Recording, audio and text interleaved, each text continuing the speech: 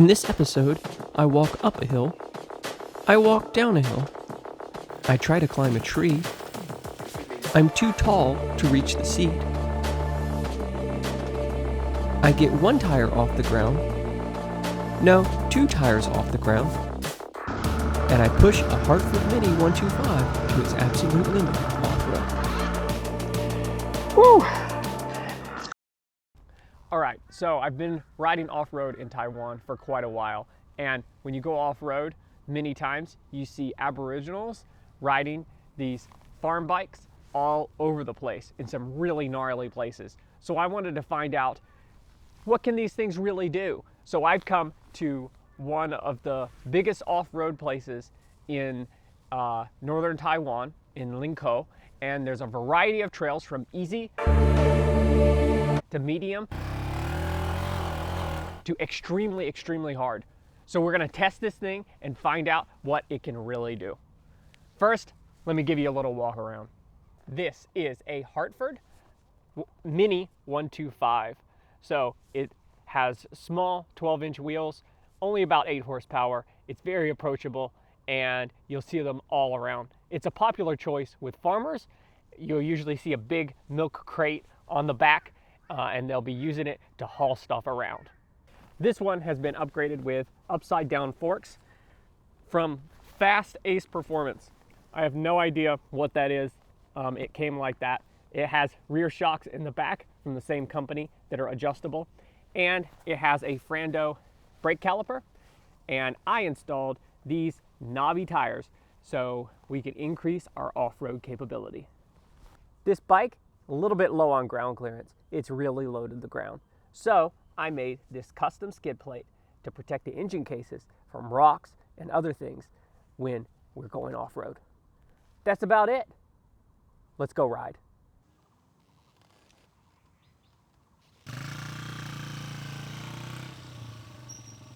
So this first trail I'm trying is not too difficult. It's not too steep. I'm confident that we'll make it up here one way or another. I'm already noticing ground clearance is definitely a little low. My pegs are hitting the rocks quite a bit. Keep watching, because we're going to push this bike to its absolute limits and see what it can really do. I got a log here. Gonna pop over that. And then we immediately bottom out.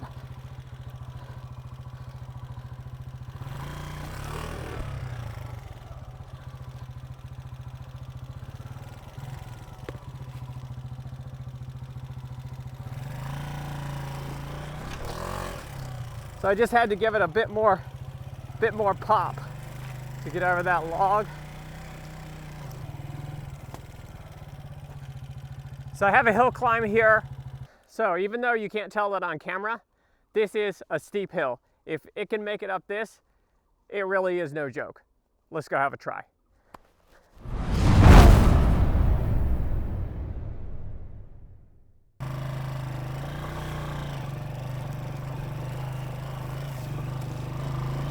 So far, so good.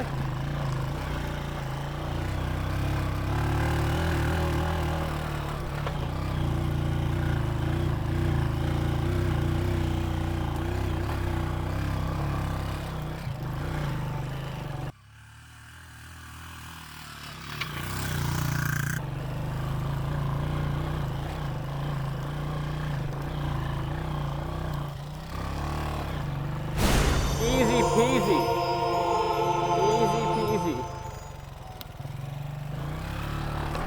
Except then I get to this little area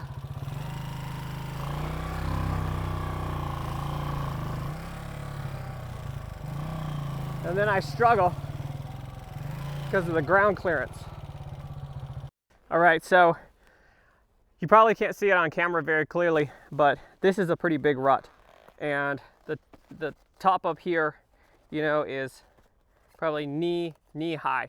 So line choice is going to be really key on this portion, because if I get in the rut, those wide, low pegs are going to get stuck, and that's going to cause me a problem. So we're going to give this a go.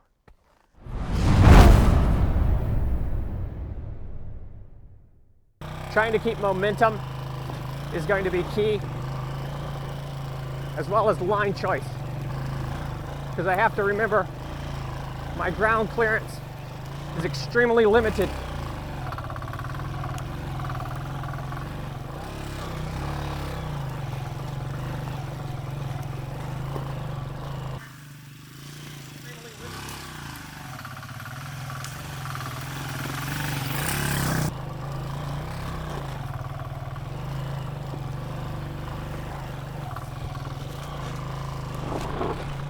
So my back tire slipped in to this rut here, and I'm gonna have to figure out another way.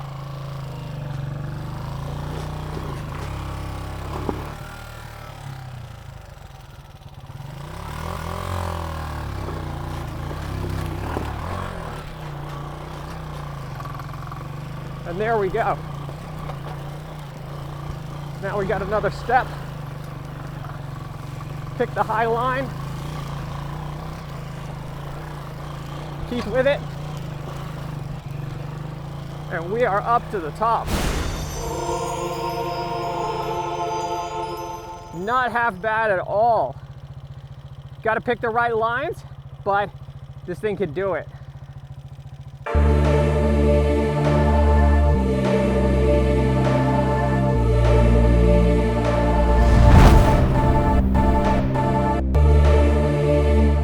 So this hill here is the start of one of the gnarly places here at Guishan.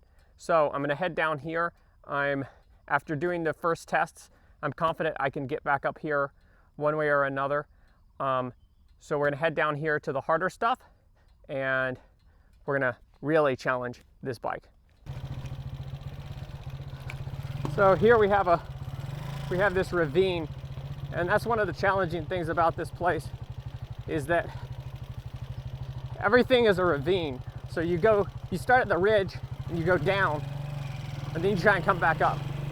And so you can get yourself into some pretty tricky, gnarly places, because if you go down and you can't come back up, well, then you're really stuck. So you have to either know that there's a bailout, or be really confident that you can make it back up. To my right here,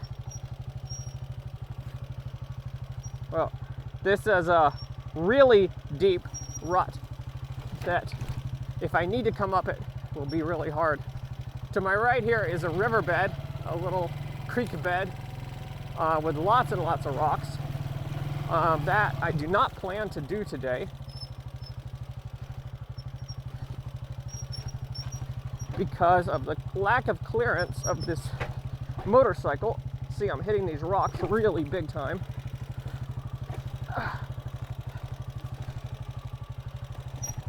Just bottoming out. This thing really doesn't like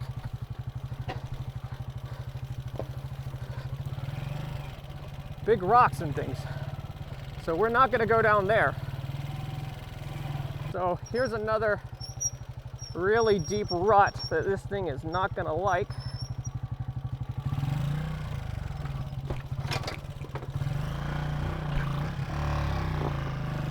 Whew. Got quite caught up in that rut. I wouldn't want to go up it. This is the start of a really long and really gnarly hill climb. Even on a dirt bike, it's not easy. There's some big ruts that we're gonna have to work with, that bike is gonna struggle with, but we're gonna give it a try and see how far we can get.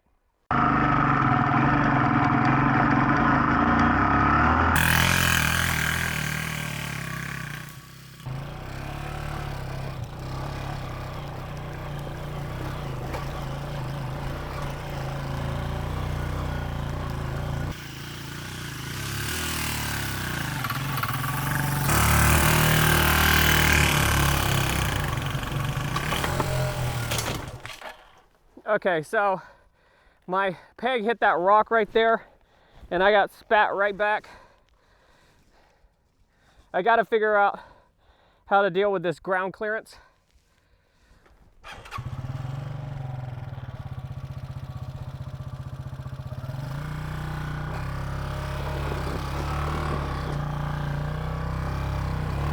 So my pegs are both hitting the sides of the rut,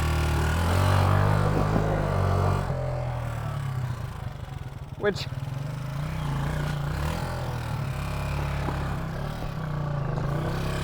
really jams the bike in there.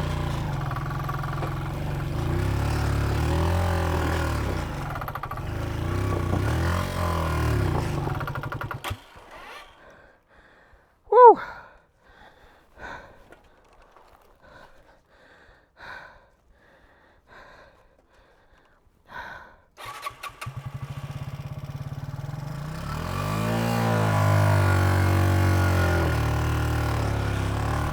Yeah!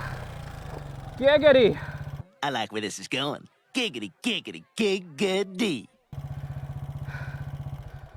Oh yeah, that was tough. All right, so the hill is not even over yet.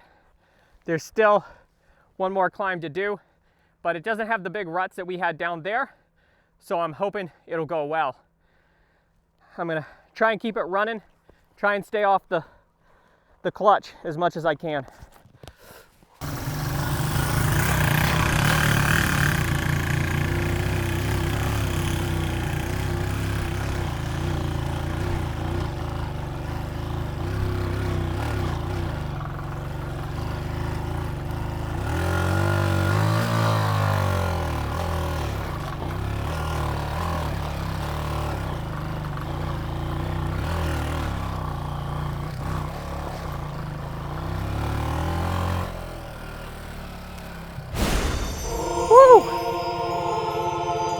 Made it to the top. Made it to the top. Giggity. Giggity, giggity, crabbity, giggity. So, what's the verdict? How did it do? Actually, did quite well. I was really impressed. That long hill climb that I did, it might not have looked hard on camera, but a few years ago, I was scared to do that on a proper enduro bike. And to give you an idea how steep it is, basically, when you're climbing that hill, if you shift your weight to the back of the seat, or even sometimes in the middle, you can be managing a wheelie because essentially it wants to flip over backwards.